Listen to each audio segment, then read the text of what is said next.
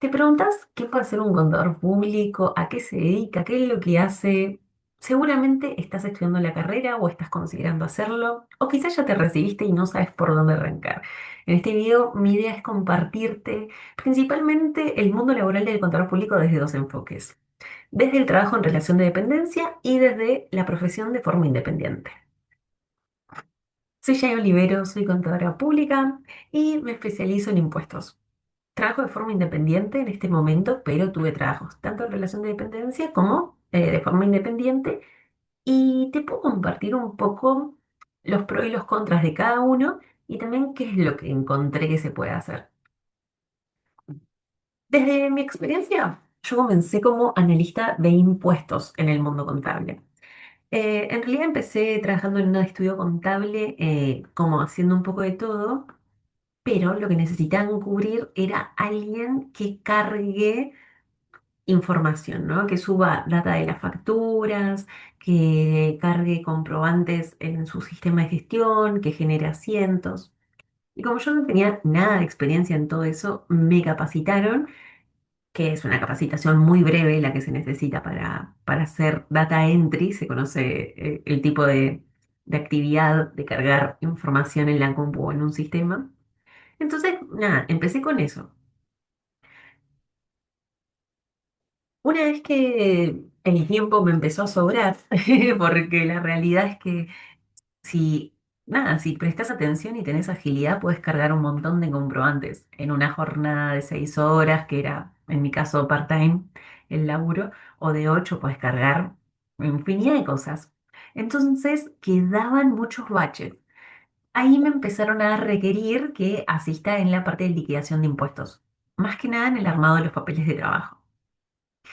Bueno, si no entendés nada de lo que estoy hablando, déjame en los comentarios tus dudas, porque quizás no entendés ni qué es una factura y tengo que explicar todo desde cero, pero yo voy a partir de una base en la que más o menos vos te estás imaginando de lo que te hablo. La cuestión es que cuando me empezaron a mostrar cómo era la parte de impuestos, me encantó.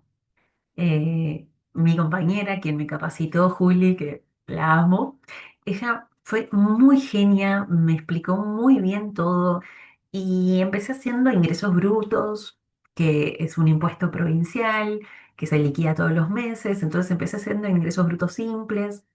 Después también pasé a convenio multilateral, que ahí es quizás donde uno más tiempo pierde en la carga de datos. Entonces también es también una liquidación de ingresos brutos, pero es cuando el contribuyente vende a muchas provincias, no solamente a una.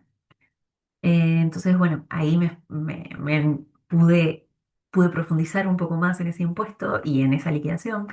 Después me enseñaron a liquidar IVAs, entonces habían distintos casos y cada uno tenía sus particularidades.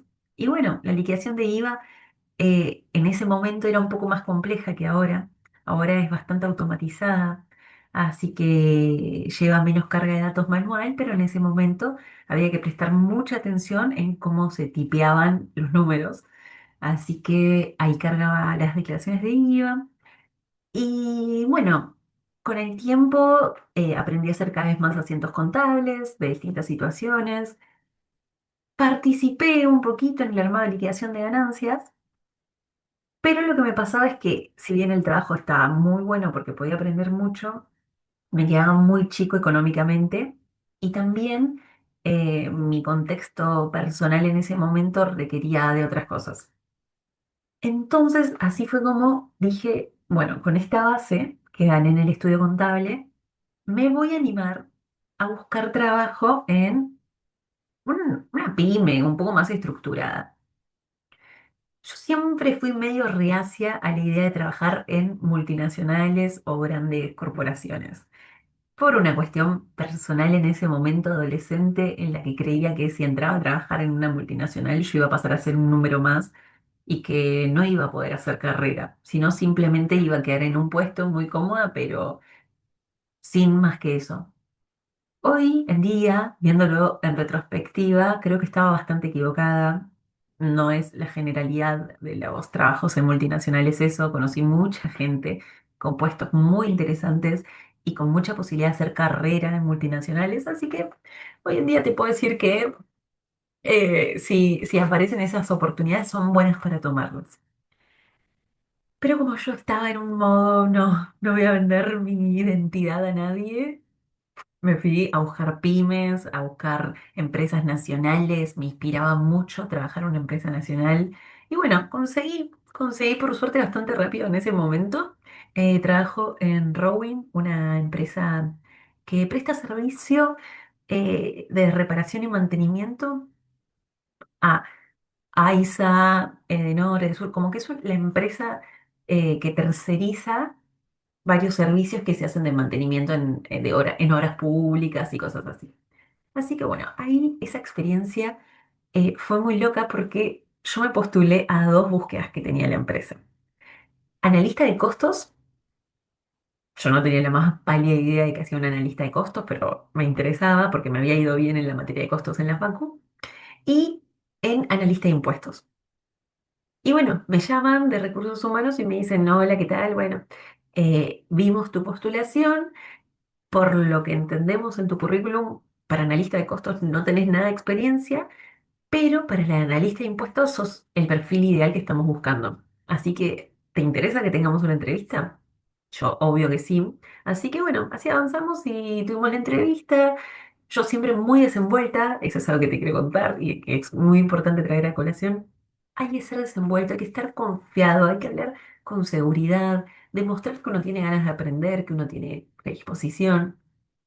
Porque muchas veces los puestos requieren esas habilidades blandas, que son de las que quiero que también hablemos y que también cada tanto profundicemos en estas, porque a veces los contadores nos sesgamos mucho en cómo creemos que tenemos que ser y perdemos nuestra propia identidad como personas, el desarrollo personal.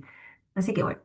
En las entrevistas siempre seguridad, siempre predisposición a aprender y a mejorar y que lo que no sé, te aseguro que lo voy a aprender. Siempre con esa confianza.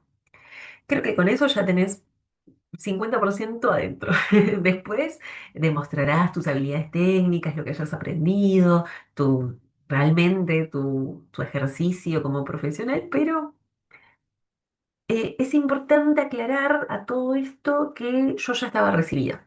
Yo ya me había recibido de contadora. Bueno, me faltaba un final. Me faltaba un final de auditoría que fue con la que me recibí. Así que no, no estaba recibida. De hecho, me tomé una semana para rendir ese final y me recibí trabajando ahí. Eso es medio un tema polémico porque, bueno, fue un final que, nada, me fue mal en una primera instancia, después en la segunda probé con un 4 así que yo me recibí así, zafando con auditoría, chicos. La verdad es que si puedo volver a hacer la carrera, volvería a hacer auditoría para entender de qué se trataba. No, mentira. Ya a esta altura creo que tengo un poco más claro qué es auditoría después de pasar por experiencias de contabilidad, pero qué materia compleja cuando uno estudia. Cuéntenme si a ustedes les está pasando, si les pasó, cómo les fue con la auditoría. Bueno, la cuestión es que en esa empresa pude gestionar el puesto de analista de impuestos. Y me pasó algo muy interesante, que es que a los 6 meses de estar en el puesto, me ofrecieron pasar a ser responsable del área. Yo tenía 20, ¿qué tenía? 24, 23, 24 años. Me ofrecieron ser responsable del área. O sea, tuvimos toda una reunión, toda una situación así muy zarpada en la que me dicen, che, queremos que te hagas cargo vos de todo lo que es la parte de impuestos. Pero bueno, justo coincidía, y también un poco el síndrome del impostor o qué sé yo, esas cosas que te hacen cagarte hasta las patas cuando pasan cosas así porque no te las imaginas.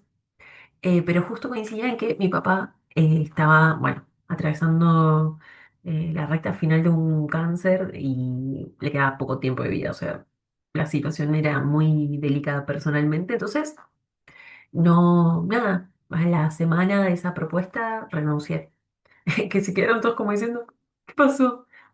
Pero bueno, creo que fue una mezcla entre el cagazo que me dio, aceptarlo, y el querer estar con mi viejo, porque como que no me daban el tiempo para ir a estar con él. Ella estaba internado, ya estaba, bueno, ya estaba medio mal. eh, le estaban haciendo las últimas quimio, qué sé yo, y la cosa no avanzaba. Y si bien yo tenía esperanzas de que él se sane, no, no hubo, no hubo recuperación. Entonces, bueno, ahí renuncié y pasé un año, chicos, viviendo, comiendo así, nada, sosteniéndome, no sé cómo, porque yo tengo los números en la cabeza de la plata que yo tenía y lo que gastaba. Además vivía sola ya, así que no sé cómo hice, pero estuve un año sin trabajar, después de que falleció mi viejo, qué sé yo. Y bueno, después había que volver a salir al ruedo más que nada porque no tenía plata, o sea, me había quedado en cero. Y no es que tenía, a mí me ayudaban mucho mis abuelos en el sentido de que fueron un gran sostén, pero yo me moría antes de pedirle un peso. O sea, quizás ellos me regalaban plata como el abuelo que te da el sobrecito, pero yo antes de pedirle un peso era como, no, por favor, tierra, trágame porque yo soy una mujer independiente, autosuficiente, puedo sola. Así que, nada, tuve que salir a trabajar. Y como estaba muy traumatizada por todo el contexto, dije, che, ¿y si lo hago virtual? O sea, si busco trabajo remotos, ya habíamos pasado la pandemia, así que eso estaba, era una posibilidad. Y bueno, empecé a buscar, a mandar mensajes por LinkedIn. O sea, primero mejoré mi perfil de LinkedIn y segundo empecé a enviar mensajes a estudios contables. Y bueno, así fue como llegué a uno que efectivamente buscaba empleada de forma remota, estaban abiertos a eso. Y bueno, tuvimos una entrevista, fui a la oficina, me conocieron, quedó encantada la jefa del estudio y ahí empezamos a trabajar juntas. Entonces él me pasaba liquidaciones, yo las realizaba y se lo enviaba. Bueno, hasta que me hicieron armar un par de balances y yo no tenía nada de experiencia en balances y le preguntaba cómo hacerlo, porque la verdad es que nunca había hecho un balance. Y me mandaban como un tutorial, pero redactado en Word, en el que yo tenía más dudas que respuestas. Y lo consultaba con otro compañero y el compañero no me daba tampoco respuestas. Y empezó a ser re frustrante eso y empecé a retrasarme con la entrega de trabajos, de liquidaciones, porque me había quedado trabada con eso. Era como, no sé hacerlo, no sé hacerlo, no sé hacerlo, no sé hacerlo. Así que empecé como a frustrarme mucho y a sentirme muy inconforme con el laburo. Entonces, nada, le dije, che, pará, o sea, posta que esto nunca lo hice, nunca hice un balance, me estás dando a armar todo desde cero, no tengo ni idea de por dónde empezar. Y me dice, bueno, hagamos algo, me dice. Te voy a enviar un modelo de otro, vos replícalo, pero haciendo los asientos diarios para este caso. Y bueno, nada, por suerte con eso pude empezar a resolverlo y volví a retomar un poco en la dinámica, qué sé yo, pero me sentía sola en el sentido de que, nada, cuando pude entregar el balance, se lo envié todo, como que no me hicieron ninguna devolución. Y nada, me sentía re sola. Era como, hice bien, hice mal, hay algo que mejorar. Y ella como, no, listo, ya está, lo presentamos así. O sea, confiamos en tu criterio. Y yo, no, qué pánico. Lo que sufrí con ese balance no se imaginan. Es un balance re simple, pero tenía muchos movimientos de capital, de suscripciones, de capital, de aporte, de retiro, de que le habían prestado y tenía que poner y sacar. Y yo como, ¿cómo se maneja esto? Pa? Ahí dije, yo nunca más hago un balance. Imposible, chicos. Ser independiente y no hacer balances es algo casi imposible. Yo hasta el día de hoy los delegaba. Tenía un colega de mucha confianza al que les empecé a delegar los balances, pero bueno, así que ahora los hago yo, ya con confianza, con seguridad y vamos y aguante mi criterio. Bueno, la cuestión es que esta experiencia me dio la posibilidad de decir, che, me sobra tiempo, vamos a buscar otro más. Y así fue como llegué a otro estudio más que también necesitaban asistente, y bueno, me contrataron. Bueno, así estuve casi medio año más entre estos dos, después seguimos unos meses más, Pero me empezó a ganar esto de decir, bueno, necesito más ingresos, porque yo no lo sabía cobrar. Grave error. Había todo un tema de no saber cómo cobrar, cómo ponerle valor al trabajo que yo ofrecía, porque como era todo tercerizado y qué sé yo, era como que yo quería ser barata. Todo el tiempo buscaba ser barata. Y no me alcanzaba para vivir y mantenerme. Entonces estaba trabajando un montón porque de pronto ya tenía dos estudios a los que les ofrecía liquidaciones y ponele, uno me pasó como 20 clientes y el otro me había pasado 10 clientes y eran 30 clientes con los vencimientos que tienen. O sea, los vencimientos pasan todos dentro de 2 semanas. O sea, hay 2 semanas al mes en las que vencen todos los impuestos. Y bueno, me vi sobrecargada. Me vi sobrecargada y ahí de nuevo otra crisis de identidad. Disculpe, no los quiero cansar con mis crisis de identidad, pero en lo laboral hubo mucho morir y renacer para mí. O sea, es como que fui, no sé, era terrible para mí fracasar, digamos, laboralmente, cuando vi además muchos amigos súper estables que tenían sus trabajos durante mucho tiempo. Mi mejor amiga tiene su trabajo hace 10 años. Y era como, ay, ¿cómo no encuentro esto? ¿Qué me falta? ¿Qué me pasa? Pero a la vez esas experiencias me daban una cancha que, nada, esto, llevaba 30 clientes en un mes y para mí era algo natural, algo razonable. Bueno, después de esta experiencia, de estas experiencias, no me acuerdo bien qué pasó en el medio en este momento, pero dije, che, yo me voy a animar a tener mis clientes. Y empecé como a compartir esto de Contador Olivero. En realidad al principio se llamaba LIM, Liquidación de Impuestos Mensuales. O sea, me había hecho un flyer como si fuese un folletito en hojas A4, las dividía en tres, en una la portada, en otra los servicios que ofrecía en liquidación y en otra mis datos de contacto y lo iba dejando en locales de mi barrio, yo vivía en Paternal. Así que iba y dejaba. Me suscribí a una revista barrial también. Entonces, nada, me suscribí por unos meses para que aparezca mi número como contadora y que la gente también me contacte. Me publicaba en Facebook, en todos los grupos que encontraba en la zona. Empecé a eso, a contestar mensajes de Facebook tipo, quienes buscan contadora, estoy yo acá. Y así conseguí mis primeros clientes. También empecé a subir historias en WhatsApp, en Instagram, cosas así. Y empezaron a aparecer, y empezaron a aparecer, y empezaron a aparecer los clientes. Y entonces ahí dije, bueno, che, a ver, ¿cómo es esto de gestionarme, de ser independiente, de hacer todo virtual? Y nada, obviamente, hubieron fallas en el medio, pero también hubieron muchos aciertos. O sea, tengo clientes que son clientes desde esa época, que me aman y yo los amo y vamos a seguir juntos y yo quiero mucho tiempo más. Entonces, bueno, ahí empecé como nada, a disfrutar de la profesión de forma independiente porque ya tenía mis propios clientes. Así tomé la confianza, fui dejando esos estudios también porque, bueno, nunca llegué a negociar los honorarios que yo realmente quería, pero porque ni yo sabía qué número era el que quería. Por eso hoy en día en Revolución Contable yo acompaño a colegas y trato de que proyecten los números que quieren también. Porque no es simplemente decir, bueno, te cobro tanto la liquidación. No, es cuánto podés ganar en un mes, cuánto querés ganar, qué necesitas para hallar esos números. Es todo un trabajo de proyección pasito a pasito para estar armada y sostener una estructura, porque ser independiente es una estructura. Bueno, para ya ir cerrando este video de mi experiencia laboral y que espero que te sirva, que te motive, que aprendas de mis errores y de mis aciertos.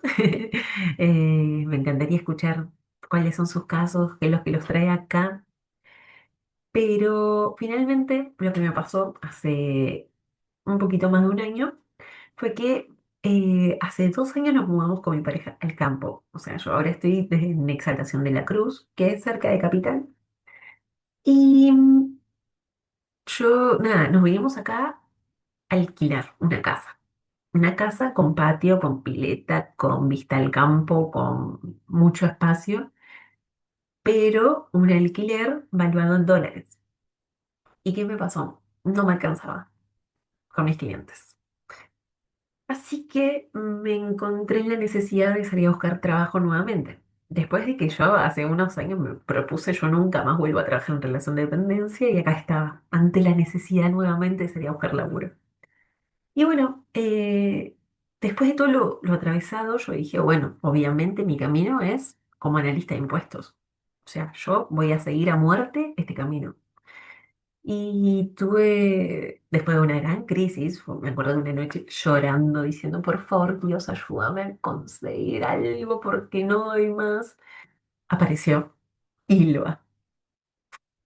Capítulo aparte, voy a hacer un video especial de todo esto. Pero bueno, ahí tuve la suerte de presentarme como analista de impuestos, de pedir los honorarios que quería. Yo en ese momento rondaba $1.500 para ingresar y me lo aceptaron sin decir ni mu, que para mí era como, wow, la estoy rompiendo. Y nada, ahí pude desarrollar la, esta carrera como en la parte impositiva mucho más profunda, porque era una fábrica en la que la parte impositiva caía 100% sobre mí, pero con la asistencia de un gran contador que es quien administraba todo el área de contabilidad. Éramos tres en el equipo y él estaba a cargo de la contabilidad general y de tomar las decisiones grandes. Yo en la parte de impuestos y mi otro compañero en la parte de contabilidad también junto a él haciendo bueno, la carga de contabilidad, de los asientos, de retenciones, de percepciones, de análisis de cliente, carga de proveedores, es un mundo aparte. Pero ahí tuve la posibilidad de desarrollar un montón el ejercicio de la profesión como contador independiente también, porque si bien era un puesto en el que tenían bastantes responsabilidades, porque las decisiones, por ejemplo, de los planes de facilidad de pago caían todos sobre mí y era analizar como 80 planes de pago cada mes, la liquidación de al menos, qué sé yo, 15 impuestos distintos, la presentación y cumplimiento de todo en tiempo y forma. Igualmente todo eso llevaba poco tiempo. Entonces yo podía tranquilamente pasar las 8 horas en la oficina trabajando 5 horas y el resto de las horas trabajando para mis clientes, los que tengo desde aquella vez que les conté que me lancé y que siguen hoy en día conmigo, más los que fueron apareciendo. Así que bueno, esa experiencia fue hermosa, hasta que bueno, se empezó a poner turbia la fábrica y renuncié y a los meses cerró, es uno de los grandes cierres de este gobierno y de toda esta etapa económica que estamos atravesando, una de las grandes empresas que cerraron después de 20 años de funcionar y de ser líder de mercado. Pero bueno, me llevó todo eso ganador. Y hoy en día ejerzo la profesión 100% de forma independiente, pero a la vez con Revolución Contable, que es el curso para profesionales que quieren dar sus primeros pasos como contadores independientes. Así que bendito sea todo este camino, chicos, qué caminazo laboral. Yo tengo 29 años y tengo 10 años de aporte. Literal, o sea, si entran a ver mis aportes, tengo 10 años de aporte ininterrumpidos. Nunca dejé de laburar, pero sí tuve todos estos movimientos. Así que bueno, si te preguntas qué puedes hacer como contador público en Argentina, acá tenés un pequeño resumen de lo que fue mi camino y de las cosas que hice yo. Pero para cerrar este video y a modo de abrir nuevos videos, que ojalá sea un hecho, te voy a contar que hay muchísimas áreas, además de la de impuestos, para desarrollarse. Como te contaba, en el área de contabilidad, uno puede asistir tanto con la carga de asientos, armados de balances, como cargas de clientes y proveedores, como también análisis de retenciones y percepciones. Están los sectores cuentas a pagar y cuentas a cobrar, que la mayoría de las empresas, tanto medianas como pymes y algunas grandes también, tienen. cuentas a cobrar, cuentas a pagar, que es gestionar, como su nombre indica, cobros o pagos, lo cual en las empresas por lo general están atravesados, tanto los cobros como los pagos, por un montón de retenciones y percepciones, entonces tenés que entender bien cómo cargar a un cliente y cómo lo atraviesa cada uno según su condición impositiva. También está la parte de tesorería, que es más el manejo de la caja. Cajas, bancos, eh, chequeras, todo lo que es manejo de cuentas corrientes, toma de decisiones de qué hacer y qué no hacer con el dinero, cómo invertirlo. Todo eso está en el sector tesorería y finanzas. También vas a encontrar mucho en auditoría. Eso es súper interesante también.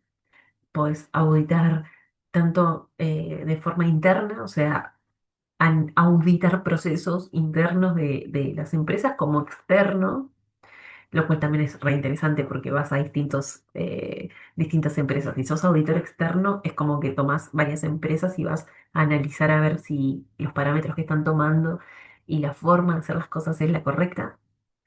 También, a ver, ¿qué más te puedo contar ahora? Eh, Tesorería, cuentas a cobrar, cuentas a pagar, contabilidad, la parte de recursos humanos, en la parte de sueldos también, tenés ahí mucho como para desarrollar. Y bueno, ampliaremos en otro video. Ya hablé demasiado por hoy, espero que te haya gustado, espero que te sirva toda esta información y te espero en el próximo video. Soy Jenny Olivera, contadora pública, me especializo en impuestos y desde mi curso Revolución Contable y la Escuela de Contadores acompaño a profesionales a dar sus primeros pasos. Te invito a seguirme en mis redes sociales, a suscribirte a mi canal, a darle like y dejar tus comentarios.